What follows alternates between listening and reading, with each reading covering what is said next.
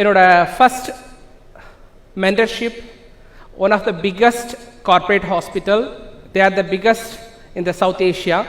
அவங்க கூட சேர்ந்து பணி செய்கிறதுக்குள்ள ஒரு வாய்ப்பு கிடைச்சிது. எங்கள் அப்பா சொல்லுவாங்க, அதிதி தேவோ பவ, நம்மளோட விருந்தினர்கள் வந்து தெய்வமாக பார்க்கணும். அதே போல் உனக்கு வரக்கூடிய ஒவ்வொரு நோயாளிகளையுமே வந்து நீ ஒரு கடவுள் வந்து உங்கள்கிட்ட ட்ரீட்மெண்ட் வந்தால் நீ எப்படி ட்ரீட் பண்ணுவியோ அதே ஒரு பாவத்தோடு தான் நீ ட்ரீட்மெண்ட் பண்ணணும்னு சொல்லி கொடுத்துருக்குறாங்க.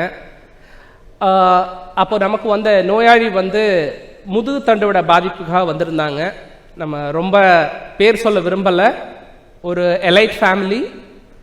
அவங்களுக்கு பாரம்பரிய மருத்துவத்தை அந்த எம்ஆர்ஐ எல்லா ரிப்போர்ட்லாம் வச்சு பார்த்து நம்ம ட்ரீட் பண்ணும்போது சர்ஜரி பண்ணால் க்யூர் பண்ண முடியாதுன்னு சொன்ன ஒரு கண்டிஷன் வந்து ஒரு 14 நாளில் அவங்க நடக்க தொடங்கினாங்க. அது எங்களோட ஃபஸ்ட் சக்ஸஸ்.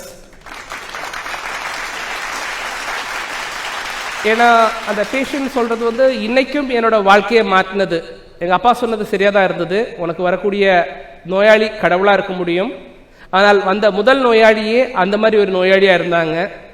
அவங்களோட அந்த சக்ஸஸ் ஸ்டோரி எங்களோட ஸ்ரீவர்மாவோட அந்த பாரம்பரியத்தோட ஒரு தொலைநோக்கையே மாற்றிச்சுது. இன்றைக்கி நான் இங்கே இருக்கிறதுக்கு என்னோட முதல் கஸ்டமரும் ஒரு காரணமாக இருந்திருக்காங்க. நாங்கள் பேஷண்ட் அனலைஸ் பண்ணிவிட்டு வெளியே வரும்போது என்னோட 2 ஃப்ரெண்ட்ஸும் கேட்டாங்க, குணப்படுத்த முடியும்னு சொன்னேன், கண்டிப்பாக முடியுமா அப்படின்னு கேட்டாங்க.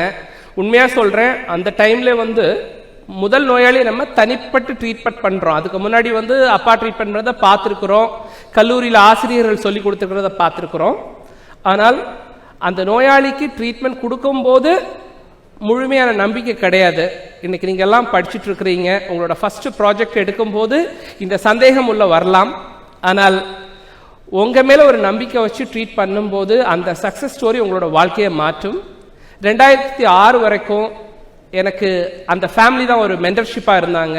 அவங்க கூட சேர்ந்து தான் நம்ம நிறைய ஆராய்ச்சிகள் பண்ணோம். இந்த இன்டகிரேட் மெடிசின்ஸ் வந்து எப்படி ஒர்க் ஆகும் அப்படின்ட்டு என்னை நிறைய என்கரேஜ் பண்ணாங்க.